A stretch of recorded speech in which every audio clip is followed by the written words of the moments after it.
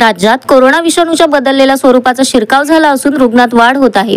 गोंदिया जिल्ह्यातही कोरोनाच्या सौम्य स्वरूपातील 2 रुग्ण 60 वर्षाच्या वर असून गृहविलगीकरणात असल्याचे जिल्हा आरोग्य विभागाने स्पष्ट केले आहे। दोन्ही दरम्यान त्यांच्यावर गृहविलगीकरणावर उपचार सुरू असून नागरिकांनी कोविड नियमांचे पालन करण्याचे आवाहन आरोग्य विभागाकडून करण्यात आले आहे। राज्यात मागील काही दिवसात कोरोना रुग्णांची सातत्याने वाढ होत आहे। त्या अनुषंगाने केंद्र व राज्य आरोग्य विभागाने काळजी घेण्याच्या सूचना दिल्या आहेत।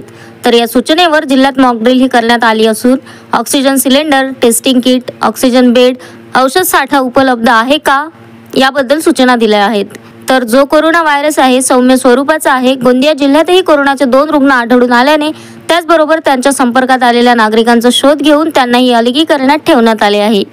जिल्हावासियांनी कोविड नियमांचे पालन करावे असे आवाहन जिल्हा आरोग्य अधिकारी नितीन वानखेडे यांनी केले आहे। काही दिवसापासून आपल्या महाराष्ट्रामध्ये आणि भारतामध्ये काही कोरोनाच्या केसेस निघत आहेत। महाराष्ट्रामध्ये पण काही केसेस वाढत आहेत। त्याच्यामध्ये प्रामुख्याने मुंबई आणि पुण्यामध्ये केसेस वाढत आहेत। गोंदियामध्ये पण आपल्या 2 केसेस पॉझिटिव्ह निघाल्या। तर त्या दोन्ही केसेस ज्या आहेत त्या सौम्य स्वरूपाच्या आहेत आणि ते आता सध्या होम क्वारंटाईनच आहे आणि त्यांना जे काही आहे ट्रीटमेंट पण सुरू आहे। आणि या अनुषंगाने केंद्र शासनाने आरोग्य विभाग, केंद्र शासन आणि स्टेटनी पण या संदर्भामध्ये मार्गसूचना जाहीर केलेल्या आहेत आणि त्या धर्तीवर त्यांनी काळजी घेण्याचं आवाहन नागरिकांना केलेलं आहे।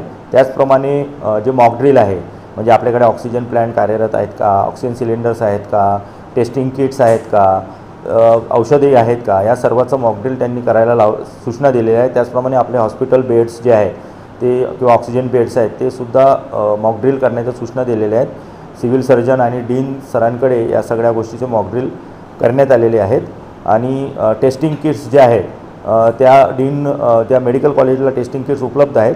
फील्डमध्ये आपण टेस्टिंग किट्स आपण प्राप्त करून घेत आहोत। या अनुषंगाने जे काही आहे जो व्हायरस आहे तो ओमिक्रॉन जो आहे तो सौम्य स्वरूपाचाच आहे, जो JN1, XFB आणि LF7.9 आणि यामध्ये कोणत्या प्रकारचं आपल्या जिल्ह्यामध्ये जे आहे 2 जे रुग्ण निघाले ते सौम्य स्वरूपाचे आहेत। त्यांना कोणत्या प्रकारचा असा त्रास नाही आहे, फक्त एवढंच आहे की ते ओल्ड एज आहेत, जे आपण 60 वर्षाच्या वरचे म्हणतो।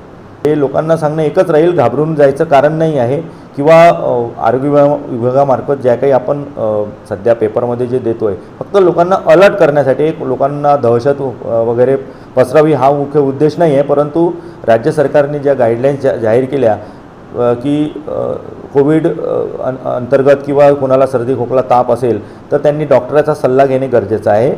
टेस्टिंग करावी की नाही करावी हे त्या डॉक्टरवर निर्भर आहे। फक्त ज्यांना कोणाला श्वसनाचा त्रास असेल, अतिगंभीर रुग्ण असतील म्हणजे प्रामुख्याने ओल्ड एज लोक असतात, कोणाला डायबिटीज, हायपरटेन्शन याचे काही रोग असतील त्यांनी काळजी घेण्याचं गरज आहे। किंवा लहान मुलं आहेत ज्यांना काही इतर म्हणजे कुपोषित बालकं आहेत तर त्यांना जर खोकला, सर्दी किंवा इतर काही श्वसनाचे आजार असेल तर त्यांनी मात्र तपासणी करणं गरजेचं आहे डॉक्टरांकडून आणि आवश्यकतेनुसार टेस्टिंग करणं गरजेचं आहे। Sunil Kawade, the sting operation news, Gondia.